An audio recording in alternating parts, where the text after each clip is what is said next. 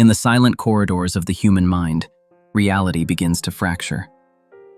Voices echo where thoughts should be. Faces blur. Time bends. This is not madness.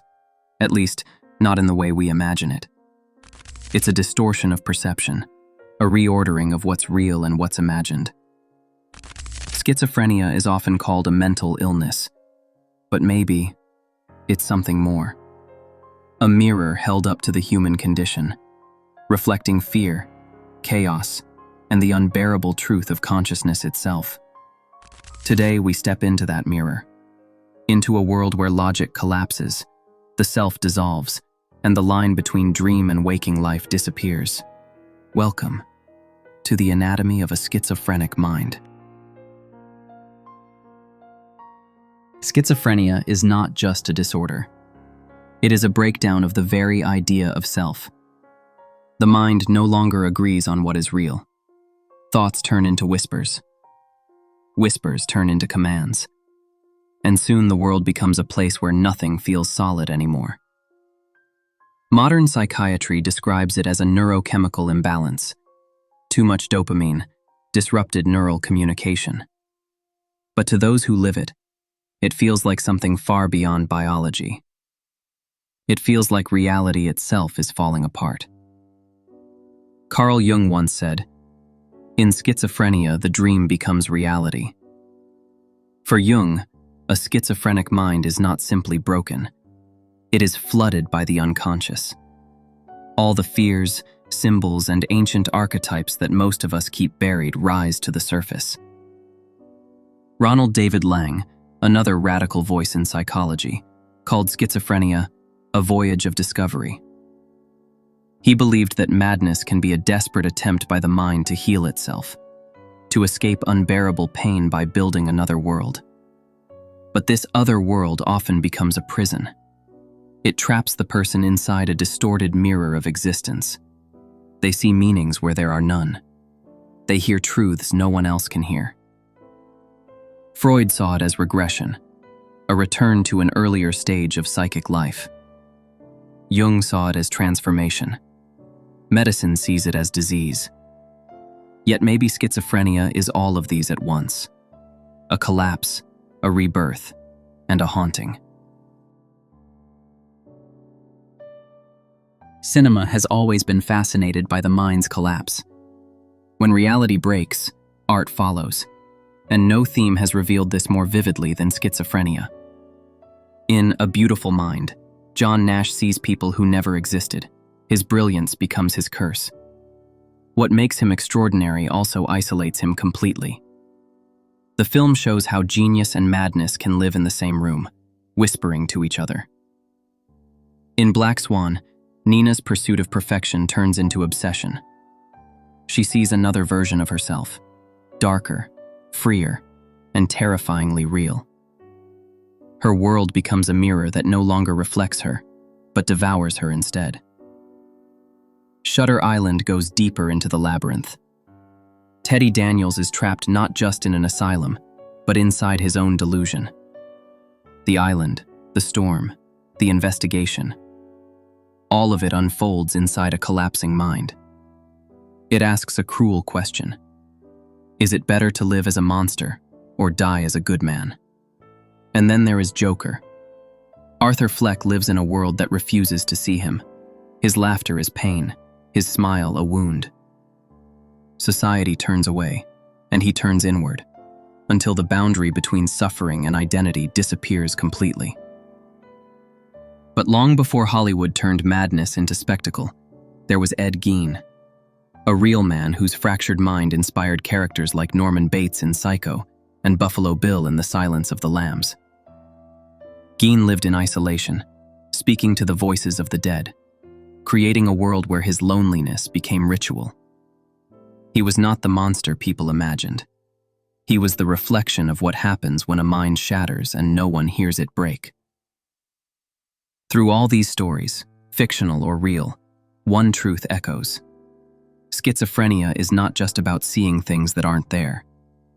It's about losing the ability to trust what is there. To understand schizophrenia, we have to step inside, into the storm. Inside this mind, thoughts don't come and go. They echo. Every whisper becomes a message. Every sound hides meaning. The world feels alive, but not in a comforting way. Objects seem to move with intention.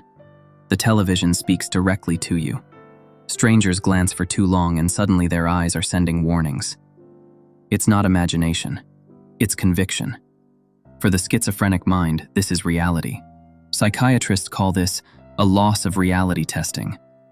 But that phrase is far too clean for what it really feels like.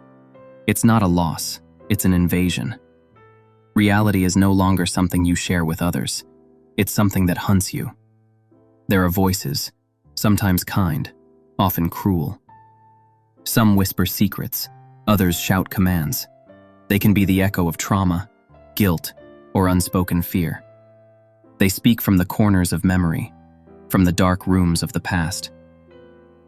R.D. Laing once described schizophrenia as a journey not from sanity to madness, but from outer reality to inner truth. That truth, however, is not peaceful. It's chaotic, shifting, and filled with ghosts of the self. In this inner world, time collapses.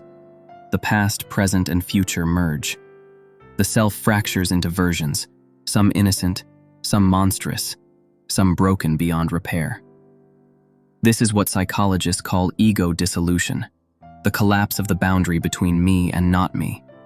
The person begins to see themselves from outside their own body, watching like a stranger. Sometimes they are the victim, sometimes the observer, sometimes both at once. This is not just pain, it's disintegration.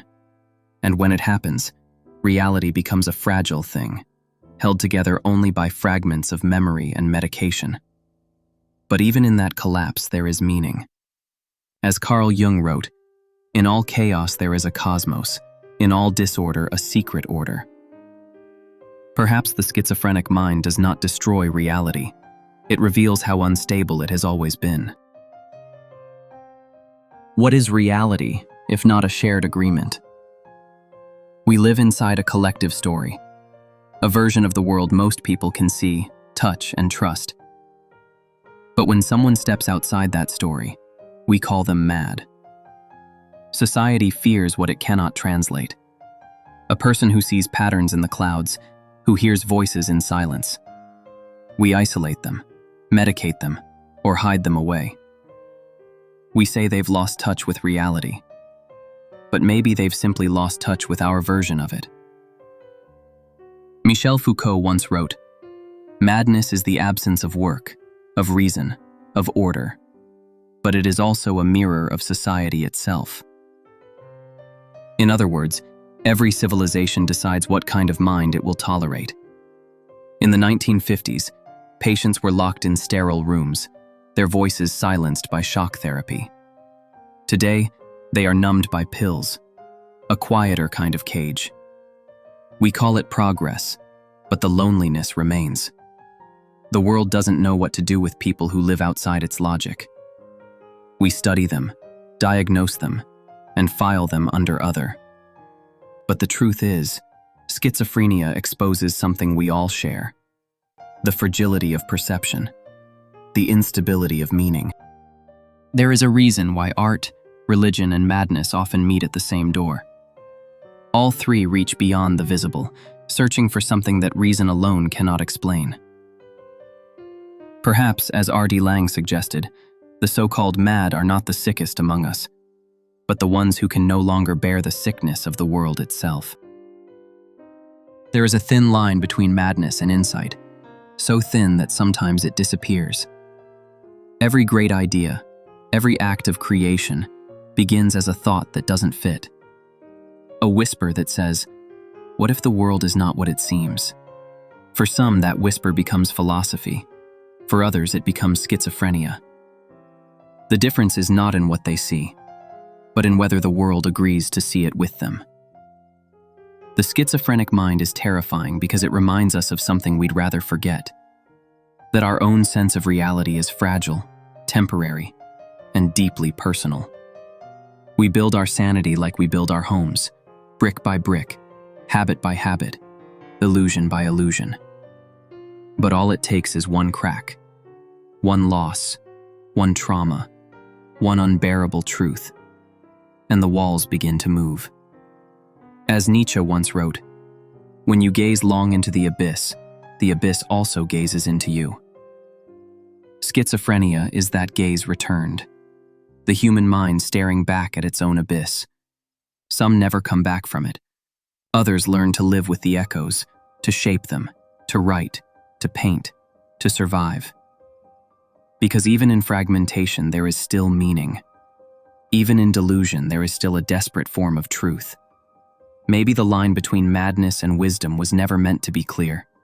Maybe, in the end, schizophrenia is not only about losing the self, but discovering how fragile, how fluid, and how infinite the self truly is.